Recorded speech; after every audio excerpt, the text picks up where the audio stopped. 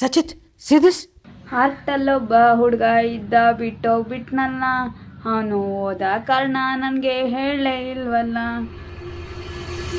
ಹಾರ್ಟಲ್ಲೊಬ್ಬ ಹುಡುಗ ಇದ್ದ ಬಿಟ್ಟೋಗ್ಬಿಟ್ನಲ್ಲ, ಅವನು ಹೋದ ಕಾರಣ ನನಗೆ ಹೇಳಲೇ ಇಲ್ವಲ್ಲ. ಹಾರ್ಟಲ್ಲೊಬ್ಬ ಹುಡುಗ ಇದ್ದ ಬಿಟ್ಟೋಗ್ಬಿಟ್ನಲ್ಲ, ಅವನು ಹೋದ ಕಾರಣ ನನಗೆ ಹೇಳಲೇ ಇಲ್ವಲ್ಲ. ಅವನು ಹಿಂದೆ ಬಿದ್ದಾಗ ನಾನು ಕ್ಯಾರೆ ಅನ್ಲಿಲ್ಲ, ಅವನ್ ಕನ್ಸಲ್ ಬಂದಾಗ ನಾನು ನಿದ್ದೆ ಮಾಡಲಿಲ್ಲ.